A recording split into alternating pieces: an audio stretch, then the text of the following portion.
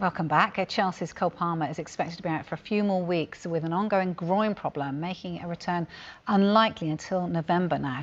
Palmer has missed the last 3 matches against Brighton, Benfica and Liverpool with the problem. Asmir, look, just how big a blow is this for Chelsea? Because he doesn't just bring, what we see on the pitch, does he? What else does he bring to the game? Well, I mean, he's a huge blow, to be missing a player like Cole Palmer, because he's a focal point of a lot of things they do, especially going forward. He's a creator, he scores goals, he takes attention of the other team, which opens up space and time for other players. So he has a huge effect on games. And he's played a lot of football over the last couple of years, and there's been a lot of expectation and a lot of pressure on him to carry this Chelsea side. So it's a huge blow for them. I do feel like this year they're a little bit more capable of handling the loss. I think their squad is better and stronger, so hopefully they can get through the next few weeks as best as possible. It has been an ongoing problem, hasn't it, Calve? And he didn't have hardly any time as well. We talked about this only last night, about how much time Chelsea have had to kind of repair from the Club World Cup and then hit the ground running for this season. Yeah, I think one of the issues for Cole Palmer has been the fact that he played in the Club World Cup. He was man of the match in the final. He was player of the tournament as well. But since then, he's only played the full 90 minutes of the game once. That was the opening day of the season against Crystal Palace. And he's had that sort of issue with his groin injury. And I think Chelsea have thought he doesn't need surgery. The thing he needs is rest. And I think there was another meeting at Chelsea this week, just for everybody to be updated on the progress of how he was recovering. And from that meeting, I think news has emerged that he's not going to be back until 4 more games he's going to miss. It was originally hoped that he would be back after this international break. But I think it is, a blow for Cole Palmer. Obviously, it's a blow for Chelsea as well, but it leads to more questions about pre-season and what kind of effect playing in the Club World Cup has had on some of these Chelsea players. Having said that, all these Chelsea players, their loads are managed very, very carefully. So it's not a question of Enzo Maresca just playing the same players for every game. They have all the data about how much they've been playing, how much they've been training, and they're very careful to try and manage the minutes that their players play. Well, he's got strength in depth as well there, hasn't he, in terms of that squad that he's got.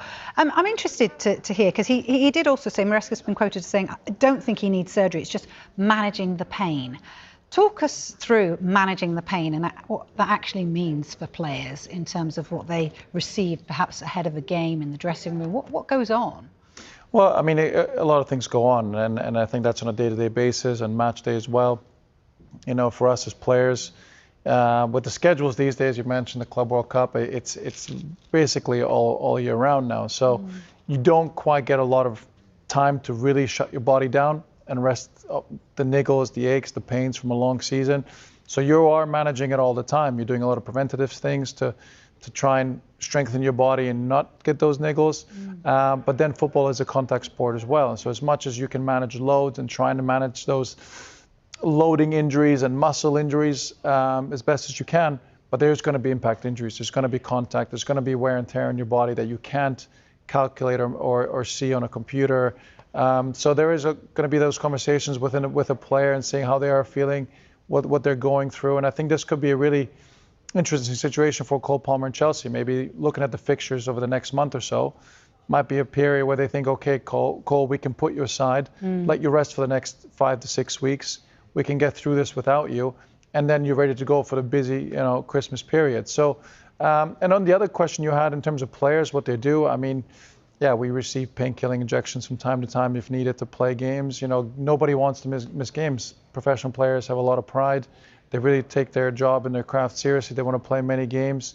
And, you take an anti-inflammatories, painkillers, anything that can help your body to the point of not creating any further damage. And that's always the risk you have to calculate and speak to the medical team about. Obviously, what are the potential long-term effects if you do get another injury, another setback. So there's many things that go on, loads of conversations every single day.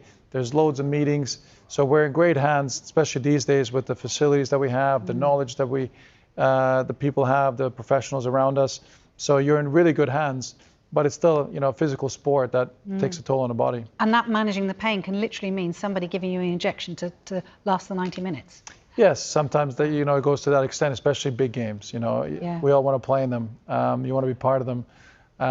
And sometimes, yeah, it's going to have to take an injection or something to get you through the pain. And again, it's about managing that pain. If it's something where you know you can't probably do more damage, then it's just about making the pain go away and getting through the 90 minutes and dealing with the effects after. It's interesting, you also don't want your teammates to injure you, do you, if you're celebrating? And there was a little bit of a speculation, and I know you can clear this up for us, I think, Carve, that his injury was made worse thanks to celebrations. Obviously, they beat Liverpool at the weekend. What did you make of this? This clip has gone viral, actually. It was Jarell Hato at the end of the victory against Liverpool, jumping on Cole Palmer, and you could see that he winces a little bit and he grabs his groin as if to say, what the hell are you doing, man? I've got a groin injury. But I think then he realises the camera is on him, so he kind of, his facial expression changes a little bit. But I don't think that over-exuberance from Hato has had an effect on his injury, but perhaps it's something to bear in mind in the future, not to do that to a player when he's injured, especially a player who's as good and valuable as Cole Palmer. I do always worry about celebrations. That's the worst time, isn't it, when they all kind of get on top of one another. I think there have been serious injuries. There have been ribs, very serious injuries. Ribs and all sorts. I think there was one with Arsenal, was it, when they won the cup, and Tony Adams, they were celebrating, and one of the players fell over and broke his shoulder or dislocated his shoulder. Steve Morrow. Yeah, that's not from me. Ed and the producer Danny is telling me, the director Danny is telling us that. So yeah, well done, thank you guys.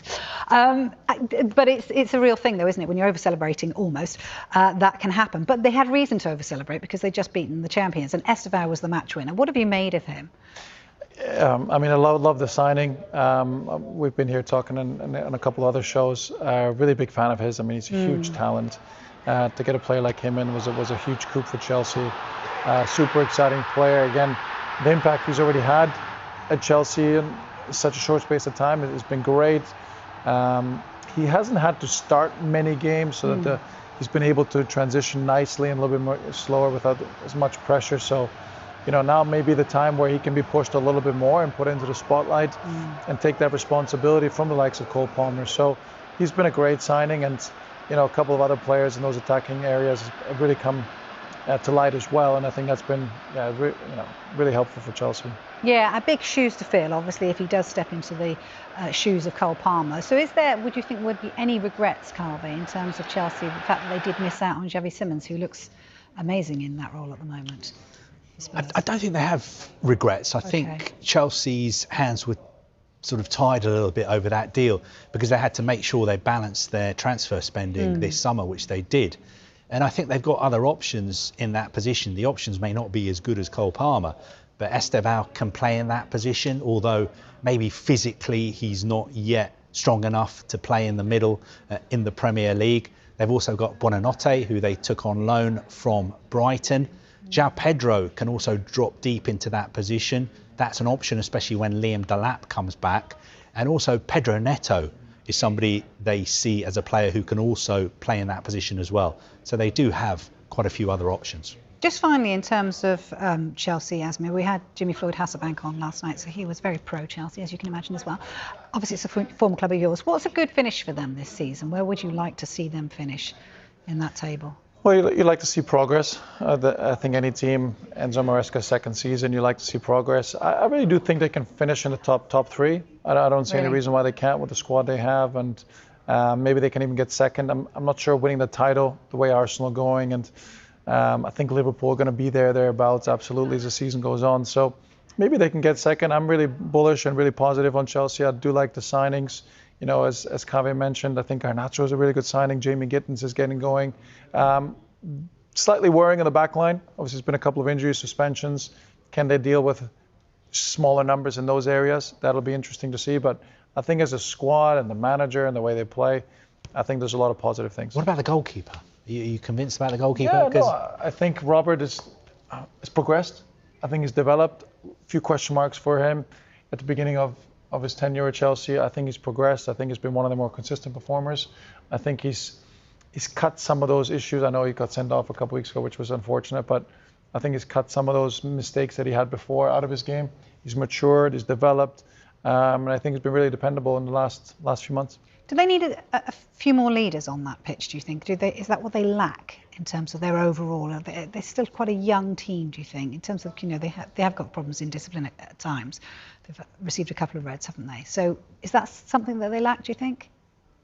I don't necessarily think they lack it. I do feel like they believe in this young squad. I think they're letting them develop. You're going to have hiccups, so maybe a couple of sending offs, a couple of situations with experience. You may be able to avoid them, of course, but things happen very quickly in games. So they need to learn. They've been learning. They're developing. I think the ownership has made it clear they believe in this young core of players.